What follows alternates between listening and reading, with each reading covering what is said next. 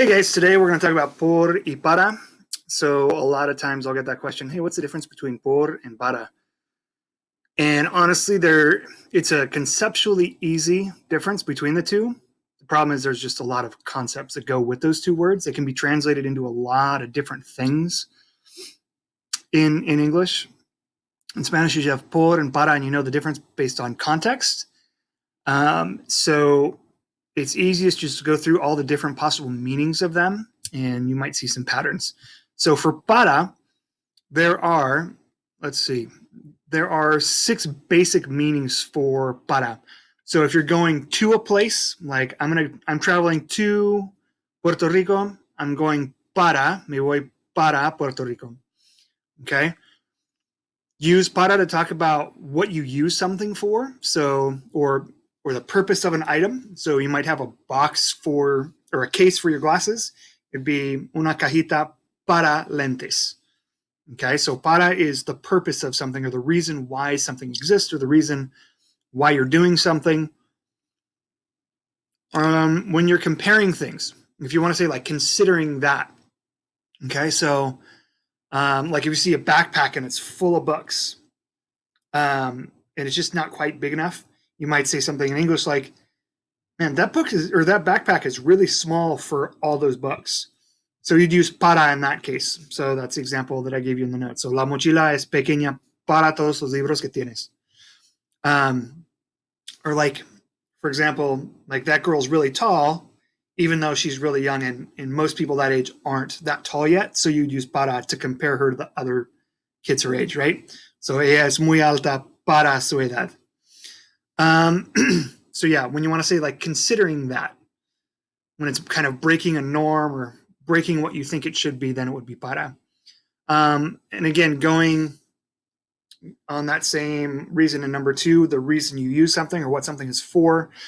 Reason number 4 to use para would be for whom something is done. Like if you're doing a favor for somebody, then it would be para. One thing to remember with when you're doing something for somebody, there can be different meanings. When you say that you're doing something para somebody else, you're implying that they were never going to do that. Okay. So, voy a limpiar la casa para mi mamá. It's like you're doing her a favor. She wasn't going to do that. You're just trying to do something nice. That's what that para means. You can use por in that in a similar situation, which we'll get to in a minute. For para, if you use para with time, it's for deadlines or when something is due. Like if I say the homework is due on Friday, la tarea es para el viernes. Okay. The last case you would use para is when you use with that reflexive pronoun si, me, or ti to mean oneself. Okay, so if you have like food on the table and you want to say it's for me, it's para mí. Or like to me, in my opinion, para mí, en mi opinión. Or para ti or para si. That's when you would use para. Okay, so we're going to talk about por now and how that is used in similar situations, but the meaning changes, okay? So you can use por with time, just like you can para, but it means something different. When para is with time, it's a deadline. But when por is with time, it is duration, right? So like, voy a viajar por un mes. I'm going to travel for a month. If you want to talk about how long something lasts, use por, okay? If you talk about an exchange of any kind, you would use por. Like I paid a whole bunch of money for that book. Like I gave money in exchange for the book. Then that would be por, right? Pagué mucho dinero por el libro. You can use por to talk about mode of transportation. So it's a little bit tricky. So pay attention to the notes on this one. It's only for things. Okay, so you could send something by mail. Like I could send a letter by mail. Voy a mandar una carta por correo. The example in the notes, ella mandó la carta por avión. She sent it by plane. She sent the letter by plane. If you're talking about yourself or passengers, you wouldn't use por, you would use en. Okay, so yo voy a viajar en tren. I'm going to travel on a train. But then you would send something por avión or por tren or whatever. Okay, so por is only for things when you're talking about transportation. When you're talking about location, if you say para, like I mentioned earlier, para is for going to a destination. So I could say yo viajo para Puerto Rico. That means I'm traveling to Puerto Rico. But if you say yo viajo por Puerto Rico, that means you're already there and you're traveling through it, or you're traveling along it, or by it, or around it, or in it, or among it. So there's kind of that different implication there when you switch up por and para. Because of, or due to, or the reason why something happened. If you're talking about the cause of something, that's going to be por. So, like they canceled the event because of the storm, or due to, then that would be por, right?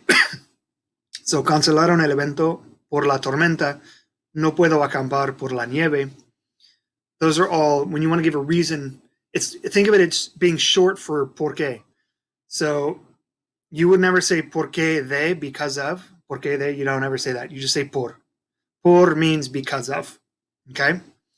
If you're going to get something and you're going to have, like if you're going to the store for something, you would use por and a noun, or you could use para and a verb. So yo voy a la tienda para comprar leche, in order to do this thing.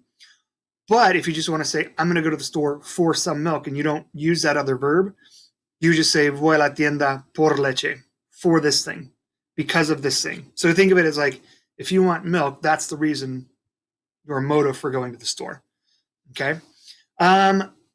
Number 13, in place of something else. Now, when you're doing something for somebody, if you use por and para, it changes the meaning. So if I say, yo voy a trabajar para mi jefe, I'm going to work for my boss.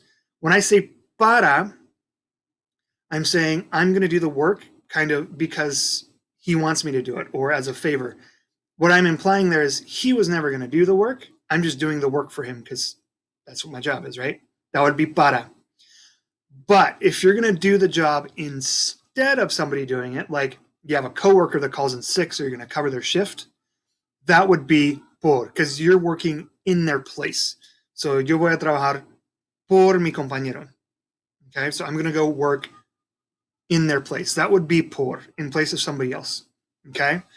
If you use por, moving on to the next one, if you use por for with past participle, this guy's a past participle, like escrita, or a lot of times those will end in ido or ado. Like by whom something is done, it's kind of a passive voice. So, for example, el libro fue escrita por tu mamá. The book was written by your mom. You could also just say your mom wrote the book. But if you're going to do passive voice, you would use por, and that would show who the action was done by. There are also a list of expressions that are going to cause you to use por, just like por favor, or por fin. Whenever you say gracias, always say gracias por. You never say gracias para. You say gracias por, thank you because of this thing, right? You wouldn't say thank you in order to do anything. That doesn't make sense. That's why it's always gracias por. Okay, hablar por teléfono, dar un paseo por, whatever. There's a lot of different reasons to use por in these expressions, so you just got to learn these expressions. I put 7 down for you, so go ahead and learn those. Another one is when you see per, like miles per hour, that would be por. The last time you would use por is after certain verbs, like enviar, or ir, or luchar, mandar, preguntar, regresar, venir, volver. Those guys will oftentimes have por after it. However, there are 3 verbs that I want to point out to you, 3 verbs that don't use por or para after them because it's already implied in the verb. It would be redundant. So if you look at the verbs pedir, buscar, esperar, don't use por and para with those. So pedir means to ask for. So pedir por would be to ask for, and that doesn't make sense. Same thing with buscar. Buscar means to look for, or to search, or to seek out. So you don't need that preposition por or para afterwards. And then same thing with esperar. Esperar means to wait for. And since it already has for built in, you don't need por or para with it. Okay, so you can use por and para in a lot of similar situations, it seems like. So talking about time or destination or reasons why. It's just the meaning changes a little bit when you use por or para. So know which one you mean before you use it. Okay, so that's all for por and para. Go ahead and give these activities a try down here, the practice exercise 1 and 2, and see how you do with those. Good luck.